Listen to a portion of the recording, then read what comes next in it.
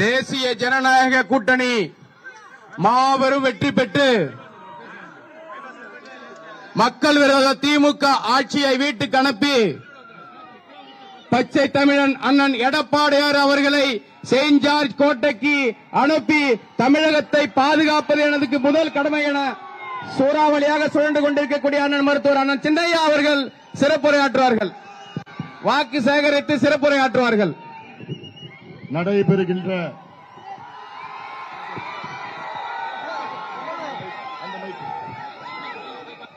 நடைபெறுகின்ற சட்டமன்ற தேர்தலில்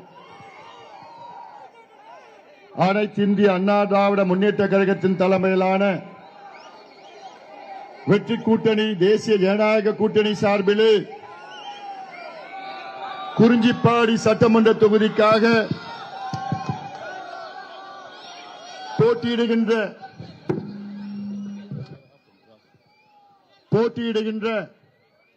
அனைத்து இந்திய அண்ணா திராவிட முன்னேற்ற கழகத்தின் வெற்றி வேட்பாளர் உங்களுக்கெல்லாம் நன்கு அறிமுகமானவர். மிக எளிமையான குடும்பத்திலே பிறந்து உழைப்பால் உயர்ந்து இன்று உங்கள் முன் நின்று கொண்டு இரு கரங்களை கூப்பி எனக்கு ஒரு வாய்ப்பு தாருங்கள் என்று சொல்லுகின்ற நம்முடைய வெற்றி வேட்பாளர் ராஜா என்கின்ற புவனேந்திரன் அவர்களை நீங்கள் எல்லோரும் ஆதரவு அளித்து இரட்டை இலை சின்னத்தில் வாக்களித்து அவரை வெற்றி பெற செய்யுமாறு உங்கள் எல்லோரையும் பணிவோடு பாசத்தோடு உரிமையோடு கேட்டுக் கொள்கின்றேன். இங்கே ராஜா என்கின்ற புவனேந்திரன் அவர்கள் வெற்றி பெற்றால் அடுத்த மாதம் சென்னை செயின்ட் ஜார்ஜ் கோட்டையிலே எடப்பாடி பழனிசாமி அவர்கள் தமிழ்நாட்டின் முதலமைச்சராக பொறுப்பேற்பார்கள். தமிழ்நாட்டுக்கு ஒரு விடிவு வரும். அதற்காக தமிழகத்தில் உள்ள அனைத்து தரப்பு மக்களும், அதிலும் குறிப்பாக பெண்கள், பெற்றோர்கள், மாணவர்கள், மீனவர்கள், விவசாயிகள், தொழிலாளர்கள், அரசு ஊழியர்கள் என்ற அனைத்து வியாபாரிகள் உள்ளிட்ட அனைத்து உழைக்கின்ற வர்க்கம் அனைவரும் சேர்ந்து இந்த துரோகி திமுக, 420 திமுக, மோசடி திமுக, பெண்களை கொலை செய்கின்ற திமுக, பிஞ்சு குழந்தைகளை பாலியல் வன்கொடுமை செய்து கொடூரமான முறையிலே கொலை செய்கின்ற திமுக, விவசாயிகளை குண்டர் சட்டத்திலே போடுகின்ற திமுக, மீனவர்களை மதிக்காத திமுக, நெசவாரிலே நசுக்குகின்ற திமுக, அரசு ஊழியர்களுக்கு பட்டை நாமம் வழங்கிய திமுக, இந்த மோசடி திமுகவை நாம் எல்லோரும் வீட்டுக்கு அனுப்ப வேண்டும். இது காலத்தின் கட்டாயம்.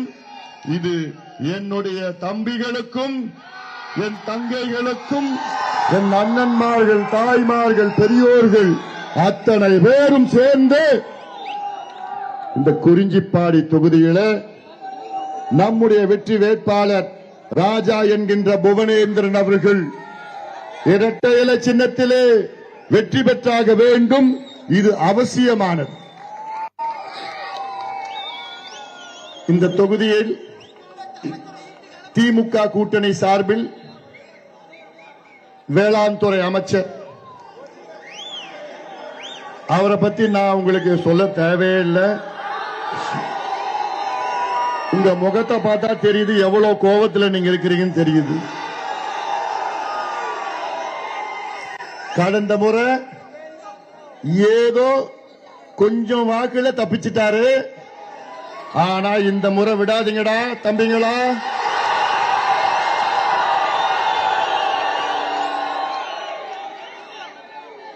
ஏன்னா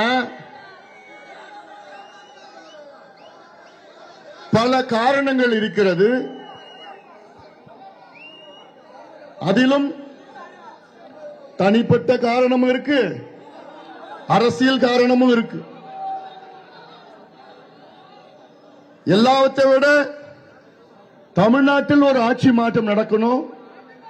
அதற்கு கடலூர் மாவட்டத்தில் உள்ள 9 சட்டமன்ற தொகுதியிலும் திமுக டெபாசிட்டை இழக்க வேண்டும். நம் கூட்டணி வெற்றி பெற்றாக வேண்டும். சற்று முன் விருதாச்சலம் தொகுதிக்கு நான் சென்றேன். நம்முடைய வெற்றி வேட்பாளர் தமிழரசி டாக்டர் அவர்களுக்கு பிரச்சாரம் செய்தேன். அதற்கு முன் நம்முடைய நெய்வேலி சட்டமன்ற தொகுதியில் சொரத்தூர் ராஜேந்திரன் அவர்களுக்கு இங்கே நம்ம வாகனத்தில் தான் இருக்கிறார், அவரும் இருக்கிறாரு. ஆக மொத்தம் அதற்கு முன்பு தக்காளி மோகன் பண்ருட்டி தொகுதியில அவரும் நாம் கூட்டணியிலே போட்டியிடுகின்றார்கள். அத்தனை பேரும் கடலூர்ல நம்ம MC சம்பத் அவர்கள், புவனகிரியில நம்முடைய அருண்மொழி தேவன் உள்ளிட்ட இந்த மாவட்டத்தில் உள்ள அனைத்து தொகுதியிலும் நாம் கூட்டணி வெற்றி பெற்றாக வேண்டும்.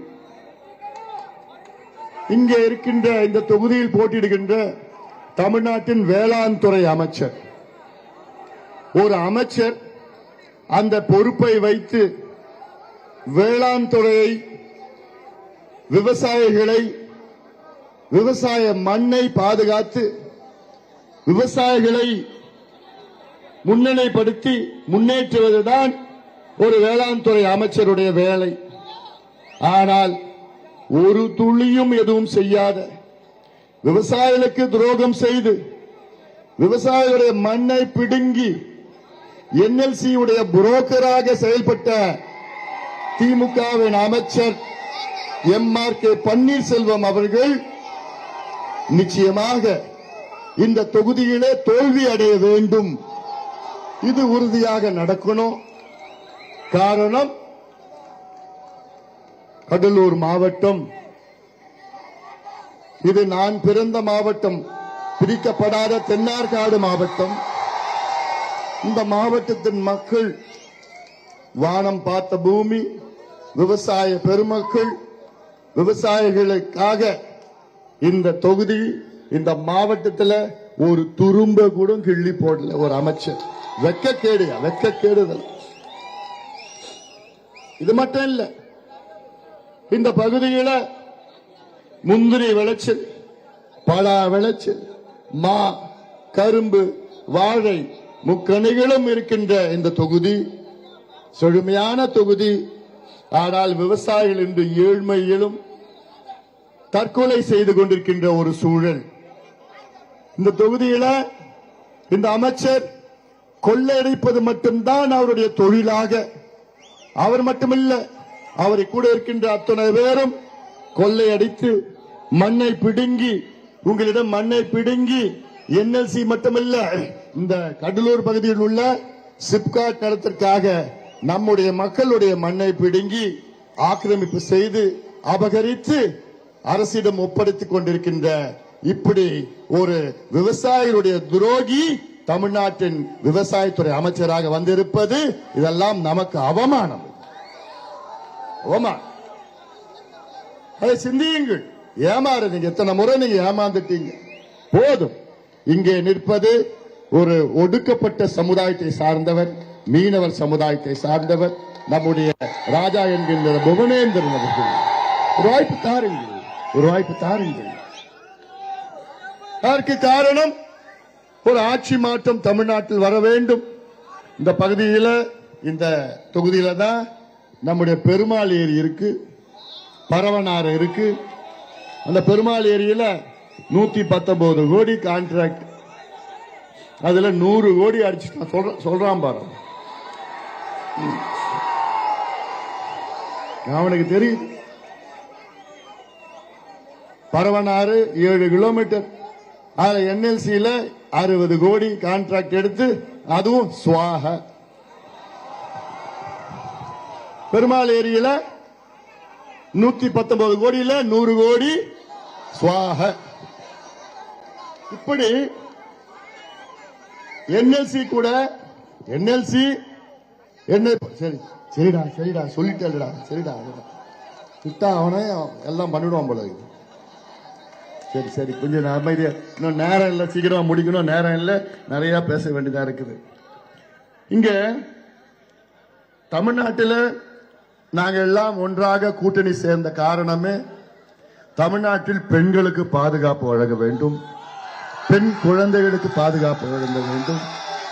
இதுவரை தமிழ்நாட்டில் 5 ஆண்டு காலத்தில் 7,000-8,000 கொலைகள் நடைபெற்றிருக்கிறது. அதில் பெண்கள் மட்டும் கிட்டத்தட்ட 2,200 கொலைகள் பெண்கள் செய்யப்பட்டிருக்கின்றார்கள். அதுல 361 குழந்தைகள் கொலை செய்யப்பட்டிருக்கின்றார்கள். அதுல 38 குழந்தைகள் பாலியல் வன்கொடுமை செய்து மிக கொடூரமான முறையிலே கொலை செய்யப்பட்டிருக்கின்றார்கள். பாலியல் வன்கொடுமை என்னன்னு தெரியல, கெடுத்துட்டு ரேப் செஞ்சு அந்த குழந்தைய கொலை செய்கின்ற தமிழ்நாடு இந்த தமிழ்நாடு, திமுக ஆளுகின்ற தமிழ்நாடு. எங்களுக்கெல்லாம் அவ்வளவு கோபமா இருக்கு எனக்கு. ஏன்னா இந்த தமிழ்நாடு எப்பேற்பட்ட தமிழ்நாடு. இதுக்கு முன்னோ ஆண்டவர்கள் எல்லாம் அண்ணா அவர்கள் ஆட்சி காலம், எம்ஜிஆர் அவர்கள் ஆட்சி காலம், ஜெயலலிதா அம்மையாருடைய ஆட்சி காலம், ஏன் சமீபத்தில் நடந்த எடப்பாடி பழனிசாமி ஆட்சி காலத்தில் ஒரு பிரச்சனை, குழந்தைகள் எல்லாம் தைரியமா வீட்டு விட்டு வெளியில போலாம், பெண் பிள்ளைகள் கல்லூரி போலாம், பள்ளிக்கூடம் போலாம், வேலைக்கு போய் பத்திரமா திரும்பி வரலாம். ஆனா இந்த 5 ஆண்டு காலம் தமிழ்நாட்டில் எங்க பார்த்தாலும் கஞ்சா, போதை, மது, cocaine, heroin, LSD, fentanyl, methyl amphetamine போன்ற வெள்ளக்காரன் என்னென்ன போதைப் பொருட்கள் பயன்படுத்துறானோ அத்தனையோ தமிழ்நாட்டில் குக்கிராமத்தில், கிராமத்தில், பள்ளிக்கூடம், கல்லூரி வாசல்ல சின்ன சின்ன பிள்ளைங்க போதையில தத்தளித்துக் கொண்டிருக்கின்றார்கள். அதனால அந்த போதையை போட்டுக்கிட்டாங்கன்னா அவங்களுக்கு என்ன செய்யறாங்கன்னு அவங்களுக்கே தெரியல. ரோட்ல போற குழந்தைங்க, பெண் பிள்ளைங்க, சின்ன சின்ன குழந்தைங்களை கூட்டிட்டு போயிட்டு கெடுத்து, இது ஏதோ நான் சொல்லணும், சும்மா சொல்லணும்னு சொல்லல. அன்றாட நான் பார்த்தேன், டாக்டர், எனக்கு தெரியுது என்ன நடக்குதுன்னு தெரியுது. போன மாசம் கிருஷ்ணகிரி மாவட்டத்தில் 2.5 வயசு குழந்தைய காணும். ஒரு நாள் முழுதும் உங்க அப்பா அம்மா தேடி பார்த்தாங்க. அடுத்த நாள் பிணமா கிடந்தது அந்த குழந்தை. விசாரணை பண்ணி பார்த்தாங்க காவல்துறையில. அந்த விசாரணையில கிருஷ்ணகிரி மாவட்டம் திமுகவுடைய இளைஞர் சங்க மாவட்ட நிர்வாகி அந்த குழந்தைய 2.5 வயசு பிஞ்சு குழந்தைய கெடுத்து கொலை செஞ்ச அந்த சம்பவம், அதெல்லாம் அது நினைச்சு கூட பார்க்க முடியல என்னால. இது தமிழ்நாடா? போன மாசம் மதுராந்தகத்துல ஒரு பெண் 14 வயசு குழந்தை, அத போதையில 2 பேரு கெடுத்துட்டு ஓடி போயிட்டான். போன மாசம் தூத்துக்குடியில விளாத்திக்குளத்துல 12வது படிக்கின்ற ஒரு பெண் பள்ளிக்கூடத்திலிருந்து வீட்டுக்கு வந்து வீட்டுக்கு பின்புறம் ஒதுங்க போன நேரத்துல காணோம். ஒரு நாள் அவங்க அப்பா அம்மா தேடுறாங்க, ஒரு நாள் முழுவதும். அடுத்த நாள் பக்கத்துல காட்டுல பிணமா கிடந்தது. விசாரணை பண்ணி பார்த்தா ஒருத்தன் போதையில கெடுத்து கொலையே பண்ணிட்டான் அந்த பொண்ணு. 4 மாசத்துக்கு முன்பு திருவள்ளூர் மாவட்டத்தில் கும்மிடிப்பூண்டி பகுதியில் அங்க ஒரு கிராமத்தில் 8 வயசு பிஞ்சு குழந்தை 3 மணி நேரம் காணோம். பள்ளிக்கூடத்திலிருந்து வீட்டுக்கு போது காணோம். அந்த குழந்தைய ஒருத்தவன் கடத்திட்டு போய் கெடுத்துட்டான். 3 மணி நேரத்துக்கு பிறகு அந்த குழந்தை புதர்ல இருந்து ரத்த காயத்தோட அழுதுகிட்டு வருது. இது தமிழ்நாடா? பின்ன எத்தனை குழந்தைகள் இதுக்கு பிறகு இது போன்ற சம்பவங்கள் வரும்? இதற்கு ஒரு முடிவு வேணும். தமிழ்நாட்டில் உள்ள பெற்றோர்கள், தாய்மார்கள் இதை முடிவு செய்யுங்கள். இதற்கு ஒரு முடிவு கட்டுங்கள். நிச்சயமாக இந்த திமுக ஆட்சி வர வேண்டாம். அதாவது ஒரு முதலமைச்சர், ஒரு மாநிலத்தின் முதலமைச்சருடைய முதன்மை வேலை என்ன தெரியுமா? தன் மாநிலத்தில் உள்ள பெண்களை பாதுகாப்பது, பெண் குழந்தைகளை பாதுகாப்பதுதான் ஒரு முதலமைச்சருடைய முதன்மை வேலை. ஆனால் தமிழ்நாட்டில் இருக்கின்ற முதலமைச்சர் என்ன நடக்குதுன்னு தெரியல. தினம் விளம்பர படத்தில் நடிச்சிட்டு இருக்கிறார். அவருக்கு கீழே தான் காவல்துறை இயங்கிட்டு வருது. எத்தனை குழந்தைகள், எத்தனை பெண்கள், இதுல எல்லாம் நமக்கு தெரிஞ்சது வெறும் 10 விழுக்காடு தான். 90 விழுக்காடு இது போன்ற சம்பவங்கள் வெளியில தெரியாது. ஏன்னா தெரிஞ்சதுன்னா அந்த குடும்ப மானம் போயிடும், அந்த பெண் எதிர்காலம் போயிடும். அப்படின்னா வெளியில சொல்லிக்கிறது கிடையாது. ஆக இது போன்ற ஒரு சூழலை உருவாக்கிய ஸ்டாலின் அவர்களும் திமுக ஆட்சியும் இருக்கலாமா? இருக்க விடுவீங்களா? போதையா போதையா இவங்களுக்கு ஆட்சினா என்னன்னு தெரியல, நிர்வாகம்னா என்னன்னு தெரியல. அதாவது இந்த மாவட்டம், கடலூர் மாவட்டம், இதுவரைக்கும் என்னுடைய அரசியல் வாழ்க்கையில கிட்டத்தட்ட 29-30 ஆண்டு காலம் நான் பொது வாழ்க்கையில் ஈடுபட்டிருக்கிறேன். அதிக போராட்டம் செய்தது இந்த கடலூர் மாவட்டத்தில் தான் நான் போராட்டம் செய்தேன். உங்களுக்கே தெரியும், இந்த கடலூர் சிப்காட்டை எதிர்த்து எத்தனை போராட்டம், சிப்காட்டுடைய கழிவுகள் எத்தனை போராட்டம். சிப்காட்ல இப்போ நிலம் கையகப்படுத்த, விவசாய நிலத்தை கையகப்படுத்த எதிர்த்து போராட்டம். என்எல்சி போராட்டத்தை பத்தி நான் சொல்லவே வேண்டாம். பூட்டு போடுற போராட்டம், அந்த வஜ்ரா வந்தது போராட்டம். இதெல்லாம் எதுக்குன்னா இந்த மண்ணையும் மக்களையும் விவசாய நிலத்தையும் பாதுகாக்கணும். இந்த மண்ணையும் மக்களையும் பாதுகாக்கணும், உங்களுடைய அடையாளத்தை பாதுகாக்கணும். இந்த அன்புமணி ராமதாஸ் மட்டும் இல்லைன்னா இந்நேரம் என்எல்சி கார இந்த விவசாய நிலத்தை அத்தனையும் பிடிங்க எடுத்துட்டு இருப்பான். நம்ம தான் தடுத்து நிறுத்தி இருக்கிறோம். ஆனா இது யார் செஞ்சிருக்கணும்?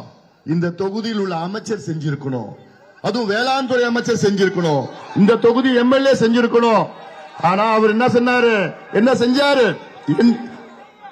இந்த தொகுதியில் உள்ள வேளாண் துறை அமைச்சர் என்எல்சிக்கு நம்பர் 1 புரோக்கர். என்எல்சிக்கு புரோக்கரா வேலை செய்யறாரு இந்த அமைச்சர். இவர் அமைச்சரா இருக்கிறது எம்எல்ஏ ஆகிறது தகுதி கிடையாது. வேலை என்னையா உங்க வேலை? என்னையா உங்களது வேலை? விவசாய நிலத்தை பாதுகாப்பு.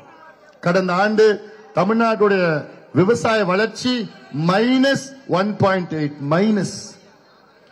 கடந்த ஆண்டுக்கு முந்தைய ஆண்டு தமிழ்நாட்டுடைய வேளாண் வளர்ச்சி -3.6 மைனஸ்ல போயிட்டு இருக்கு.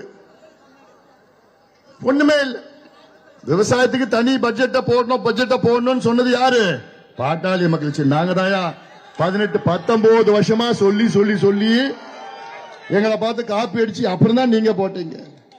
சரி, பட்ஜெட்டை போட்டேன், அதுல எவ்வளவு ஒதுக்கீடு செஞ்சீங்க? எவ்வளவு தெரியுமா? போன வருஷம் பட்ஜெட் எவ்வளவு தெரியுமா ஒதுக்கீடு பண்ணிருக்காங்க? தமிழ்நாட்டில் வேளாண் துறைக்கு தனி பட்ஜெட்டை போட்டாங்களா? கிழிச்சிங்க. வெறும் 13,000 கோடி. வெறும் 13,000 கோடி. இது ஒரு பட்ஜெட், இதுக்கு ஒரு ஒதுக்கீடு, இதுக்கு ஒரு துறை அமைச்சர். பட்ஜெட் எவ்வளவு தெரியுமா போடணும் விவசாயத்திற்கு?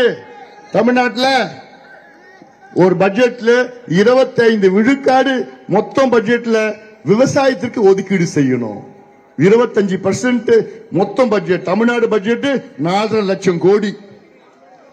அதுல 25 விழுக்காடு விவசாயத்திற்கு ஒதுக்கீடு செய்யணும்னா கிட்டத்தட்ட 1,15,000 கோடி விவசாயத்திற்கு ஒதுக்கீடு செய்யணும். இது நியாயம். இது நிச்சயமாக எடப்பாடி பழனிசாமி அவர்கள், அவர் ஒரு விவசாயி, உறுதியாக அவர் விவசாயத்திற்கு மிகப்பெரிய தொகையை ஒதுக்கீடு செய்வார். அது நான் இந்த அன்புமணி ராமதாஸ் உறுதிப்படுத்துவோம். எல்லாமே விவசாயிகள், எல்லாம் விவசாயிகள். இவர் அமைச்சரா இருக்கிறாரு. கடந்த சட்டமன்ற தேர்தல் நேரத்தில் முதலமைச்சர் இந்த தொகுதிக்கு வந்து 34 வாக்குறுதிகள் கொடுத்திருக்கிறார். அதுல ஒன்றுதான் நிறைவேற்றி இருக்கிறாங்க. என்ன வாக்குறுதி கொடுத்தாங்க? நாங்கள் வெற்றி பெற்றவுடன் முந்திரிக்கு ஏற்றுமதிக்கு தனி மண்டலத்தை உருவாக்குவோம். நான் கேட்டதுக்கு பிறகு அதுக்கு பிறகு முந்திரிக்கு ஏதோ ஒரு வாரியம் சொல்லி தனியா அதுக்கு 10 கோடி அறிவிச்சாங்க. அந்த 10 கோடியும் சுவாக வரும். ஆனா வராது. இதான் திமுக. வெறும் அறிவிப்பு, வெற்று அறிவிப்பு. பலா, இந்த பகுதியில எல்லாம் பலா முந்திரி இருக்கிறது, செழுமையா இருக்கிற பகுதி இதெல்லாம். அந்த பலாவை நம்பி எவ்வளவு குடும்பங்கள் இருக்கு. ஆனா அந்த பலாவை பதப்படுத்தி மேம்படுத்தி மதிப்பு கூட்டுற ஒரு தொழிற்சாலை இங்க எங்கேயாவது இருக்காயா? போய் கேரளாவில் போய் பாரியா. கேரளாவில் அந்த பலாப்பழம் அது சுவையும் இருக்காது, வெறும் நாரா இருக்கும், மரம் ஒசரமா இருக்கும். ஆனா இங்க நம்ம பண்ருட்டி இந்த குறிஞ்சிப்பாடி நாட்டு பலா எப்படி இருக்கும்? அவ்வளவு சுவையா இருக்கும். அதெல்லாம் அந்த பலாவை கேரளாவில் 200 வகையான பொருட்கள் பதப்படுத்தி மேம்படுத்தி மதிப்பு கூட்டி விற்கிறாங்க. 200 ஒரு பலாப்பழத்தை, அது தோல்ல இருந்து கொட்டையில இருந்து சொலையில இருந்து எல்லாமே 200 வகையான பொருள் உற்பத்தி பண்றாங்க ஒரு பலாப்பழத்தில் கேரளாவில். ஆனா இங்க இந்த தொகுதி இந்த மண்ணுல வேளாண் துறை அமைச்சர். வெக்கக்கேடு. எவ்வளவு பண்ணலாம் அந்த மக்களுக்கு, இந்த விவசாயிகள் எவ்வளவு பண்ணலாம். வாழைனா குறிஞ்சிப்பாடி தான் வாழைத்தோப்பு, வரிசையா வாழைத்தோப்பு இருக்கும். செவ்வாழையிலிருந்து எல்லாமே இந்த தொகுதியில. அதுக்கு என்னையா பண்ணீங்க நீங்க? விவசாயிகளுக்கு என்ன பண்ணீங்க? நாமம் சுவாக. இப்பெல்லாம் இன்னொன்னு, நம்முடைய வள்ளலார் மையம் அருட்பெரும் ஜோதி தனிப்பெரும் கருணை, அருட்பெரும் ஜோதி தனிப்பெரும் கருணை. வள்ளலார் வாழ்ந்த மண்ணு யாது? அந்த வள்ளலார் மையம் பெருவெளி. அந்த பெருவெளியில யாரு கை வச்சாலும் அவங்க நல்லாவே இருக்க மாட்டாங்க. வள்ளலாருடைய கடைசி ஆசை என்ன? அந்த வள்ளலார் ஞான ஒளி சபையில யாருமே அது பெருவெளி அப்படி பெருவெளியா இருக்கணும். ஏன்னா தைப்பூசப்போ 15 லட்சம் பேர் அங்க வருவாங்க. அவங்களுக்கு எல்லாம் அந்த 7 கதவு திறந்தவொடனே அந்த ஒளி, அங்க இருக்கிற ஒளி அப்ப பார்க்கணும். அட் அ டைம் அங்க 15 லட்சம் பேர் அப்படியே தூரத்துல இருந்து பார்க்கணும். ஆனா என்ன பண்ணிட்டாங்க? அதை தடுத்து கிழித்து குட்டிச்சோராக்கி அதெல்லாம் போராட்டம் பண்ணவங்களுக்கு எல்லாம் கைது செய்ய வழக்கு போட்டு, அதுக்கும் நான் இந்த அன்புமணி ராமதாஸ் வந்து போராடினேன். வள்ளலார் சர்வதேச மையம் வரணும், தப்பு கிடையாது. ஆனா அங்க எதுக்கு நீங்க கொண்டு வரீங்க? எவ்வளவு இடம் இருக்குது பக்கத்துல, எவ்வளவு இடம் இருக்குது. ஏன் நீங்க NLC புடிங்கி கொடுத்த இடம் 500 ஏக்கர் வச்சு அதுல வள்ளலார் மையத்தை பண்ணுங்க. வள்ளலாருடைய பெருமை உலகம் முழுவதும் போகணும், மாற்று கருத்து கிடையாது. ஆனால் அந்த நிலத்துல அந்த மையத்துல எதுக்கு நீங்க செய்யறீங்க? அதனால இதெல்லாம் நீங்கள் சிந்தித்து பார்க்கணும். மிகப்பெரிய ஒரு மோசடி இந்த NLC செய்கின்ற மோசடி சாதாரண மோசடி கிடையாது. இந்த பகுதியில குறிஞ்சிப்பாடியில ஒரு 30-40 வருஷத்துக்கு முன்பு தண்ணி பாத்தீங்கன்னா 8 அடி 10 அடியில உங்களுக்கு தண்ணி கிடைச்சது. ஒரு வீட்டு கடகால் தோண்டினாலே தண்ணி வந்துடும் அதுல. ஆனா இன்னைக்கு 800 அடி போயிடுச்சு. அது மட்டும் இல்ல, கடல் தண்ணி உள்ள வந்துடுச்சு. இதெல்லாம் காரணம் இந்த மோசடி NLC. அந்த NLCக்கு போய் புரோக்கர் வேலை செஞ்சுக்கிறீங்களே அமைச்சர் அவர்களே, வெக்கக்கேடு. அதெல்லாம் நிச்சயமா இந்த மக்கள் உங்களை மன்னிக்க மாட்டாங்க, மன்னிக்கவும் கூடாது. பாத்தீங்கல்ல, வாடிய பயிரை கண்ட போதெல்லாம் வாடினேன் என்று சொன்ன வள்ளலார்ல இதே பகுதியில இதே தொகுதியில புல்டோசர் வச்சு ஏத்துறான். நெல்லுக்கு மேல நெல் பயிர்ல என்ன பண்ணா புல்டோசர் வச்சு ஏத்துறான். அதெல்லாம் பார்த்தா அதெல்லாம் விவசாய பெருமக்களே, இதெல்லாம் நீங்க மறக்காதீங்க. தமிழ்நாட்டுக்குள்ள அத்துணை விவசாயிகளுடைய பாதங்களை தொட்டு நான் கேட்கின்றேன், ஒரு விவசாயி கூட திமுகவுக்கு ஓட்டு போடக்கூடாது. ஒரு விவசாயிகளும் போடாதீங்க. விவசாயிக்கு துரோகி திமுக. விவசாயத்தை பத்தி ஸ்டாலின் அவர்களுக்கு தெரியுமா? தெரியாது. நான் ஒரு முறை கேட்டேன், இவர் MRK கேட்டேன், ஏங்க இப்படி பண்றீங்க? ஏன் இங்க நிலத்துக்கு கையகப்படுத்தி NLC கொடுக்குறீங்க? நான் கேட்டேன். ஏதோ ஒரு நிகழ்ச்சி வந்தார், கல்யாண திருமணத்துல வந்து கேட்டார். எனக்கு ஒண்ணு இல்லைங்க, மேலிடத்துல. நான் கேட்டேன், நாளைக்கு உங்க பசங்க உங்க பேர பிள்ளைங்க இந்த மண்ணில் தான் இருக்க போறாங்க, அவங்களுக்கு சாப்பாடு வேண்டாமா? அவங்க சாப்பாடுக்கு எங்க போறாங்க? சாப்பாடுக்கு பிச்சை எடுக்கணுமா? நீ இருக்கிற நிலத்தெல்லாம் அழிச்சிட்டீங்கன்னா, அதுவும் இந்த நிலம் முப்போகம் விளைகின்ற மண், முப்போகம் விளைகிற மண். இதை அழிச்சிட்டு எங்க போவாங்க சாப்பாட்டுக்கு? எங்க? வியட்நாம், தாய்லாந்து, கம்போடியா, அங்க போய் பிச்சை எடுக்க போறீங்களா சாப்பாட்டுக்கு, சோறுக்கு? அதனால சிந்தியுங்கள். இன்னொன்னு, எடப்பாடி பழனிசாமி அவர்கள் அடுத்த மாதம் முதலமைச்சர் ஆவது உறுதி. அதுல மாற்று கருத்து கிடையாது, யாரும் தடுக்க முடியாது. அவர் முதலமைச்சர் வந்த நேர பிறகு நெல்லு, ஒரு குவிண்டால் நெல்லு, குவிண்டால்னா 100 கிலோ, ஒரு குவிண்டால் நெல்லுக்கு 3500 ரூபாய் கொடுக்கப்படும். இது எல்லா விவசாயிகளும் நீங்க தெரிஞ்சுக்கணும். கரும்பு, ஒரு டன் கரும்புக்கு 5000 ரூபாய் உங்களுக்கு வழங்கப்படும். அது மட்டுமல்ல, விவசாயிகள் விளைகின்ற அத்துணை விளை பொருட்கள், அது பழமா இருந்தாலும் காயா இருந்தாலும் காய்கறியா இருந்தாலும் சரி, என்ன விலை உற்பத்தி விளை பொருட்கள் அத்தனைக்கும் விலை நிர்ணயம் செய்யப்படும். எல்லாத்துக்கும் விலை நிர்ணயம். பலாப்பழத்துக்கு விலை நிர்ணயம், முந்திரிக்கு எல்லாமே மினிமம் சப்போர்ட், குறைந்தபட்ச ஆதரவு விலை, பூல இன்னும் 5 நிமிஷம் தான் இருக்குதா? அவ்வளவுதானே? இன்னும் எனக்கு ஒரு அரை மணி நேரம் வேணுமே. இப்படி ஒவ்வொரு விளைச்சலுக்கும் விலை நிர்ணயம் எடப்பாடி பழனிசாமி அவர்கள் ஆட்சியில். ஏன்னா அவர் அடிப்படையில் ஒரு விவசாயி, அதை நிச்சயமாக இன்னைக்கு செய்யும். இதே எடப்பாடி பழனிசாமி அவர்கள் கடந்த ஆட்சி காலத்தில் முதலமைச்சர் இருந்த நேரத்தில் கிராமத்தில் இருக்கின்ற ஏழை மாணவ மாணவிகள், அரசு பள்ளிக்கூடத்தில் படிக்கின்ற மாணவர்களுக்கு 7.5 விழுக்காடு இடஒதுக்கீட்டை வழங்கினார் எடப்பாடி பழனிசாமி அவர்கள். அதே போன்று எடப்பாடி பழனிசாமி முதலமைச்சர் நேரத்தில் வன்னியர்களுக்கு 10.5 விழுக்காடு இடஒதுக்கீட்டை வழங்கினார். அது மறக்க முடியாது. ஆனால் இந்த துரோகி திமுக, இந்த சமுதாயத்தின் துரோகி ஸ்டாலின் அவர்கள் அந்த இடஒதுக்கீட்டை ரத்து செய்தார், அதை கெடுத்தார். கொடுத்தது எடப்பாடி பழனிசாமி அவர்கள், கெடுத்தது ஸ்டாலின் அவர்கள். கொடுத்தது எடப்பாடி பழனிசாமி, கெடுத்தது ஸ்டாலின் அவர்கள். அதனால துரோகிகள் இவர்கள். இதெல்லாம் இது சமூக நீதி பிரச்சனை, சமூக நீதி பிரச்சனை. தமிழ்நாட்டில் அனைத்து அடக்கப்பட்ட, ஒடுக்கப்பட்ட, வஞ்சிக்கப்பட்ட பட்டியலின மக்கள் அத்தனை பேருக்கும் அவர்களுடைய மக்கள் தொகைக்கு ஏற்ப, சமூக பிந்தநிலை ஏற்ப அவர்களுக்கு இடஒதுக்கீடு, தனி ஒதுக்கீடு, உள்ஒதுக்கீடு, சமூக திட்டங்கள் அத்தனையும் கொடுப்பதுதான் சமூக நீதி. அதை உறுதியாக வழங்கப்படும். அதே போன்ற மீனவர் சமுதாயத்திற்கு அவர்களுக்கு தனி ஒதுக்கீடு வழங்கப்படும். நம்ம வேட்பாளர் சொல்றாரு இல்லையா, நான் இந்த அன்புமணி ராமதாஸ் சொல்லுவேன். அதிமுகவில் வட தமிழ்நாட்டில் 3 மீனவர்களை நிறுத்தி வச்சிருக்கிறாங்க வேட்பாளர்களாக. திமுகவில் எத்தனை மீனவர்கள் நிறுத்தி வச்சிருக்காங்க தெரியுமா? மீனவர் சமுதாயத்தில் 0. இதெல்லாம் சிந்தித்து பாருங்கள். ஏன்னா இந்த தேர்தல் நம்ம முக்கியமான தேர்தல். எல்லா சமுதாயங்களும் ஒன்னா சேர வேண்டும், எல்லா மதத்தை சார்ந்தவர்களும் ஒன்னா சேர வேண்டும், எல்லா இனத்தை சார்ந்தவர்களும் ஒன்னா சேர்ந்து இந்த துரோகி திமுக, பெண்களுக்கு பாதுகாப்பு வழங்க முடியாத ஒரு கையாலாகாத திமுக ஆட்சியை நாம் எல்லோரும் ஒன்றாக சேர்ந்து அகற்றுவோம். அதை நீங்கள் உறுதி செய்கின்ற வகையிலே இந்த குறிஞ்சிப்பாடி சட்டமன்ற தொகுதியிலே நம்முடைய வெற்றி வேட்பாளர், அதிமுக வேட்பாளர் ராஜா என்கின்ற புவனேந்திரன் அவர்களை நீங்கள் எல்லோரும் இரட்டை இலை சின்னத்திலே வாக்களித்து அவரை வெற்றி செய்யுமாறு எல்லோரும் பணியோடு பாசத்தோடு கேட்டுக்கொள்கின்றேன். நிச்சயமாக நம்முடைய புவனேந்திரன் அவர்கள் வெற்றி பெற்று ஆக வேண்டும். இந்த தொகுதி மிக மிக முக்கியமான தொகுதி.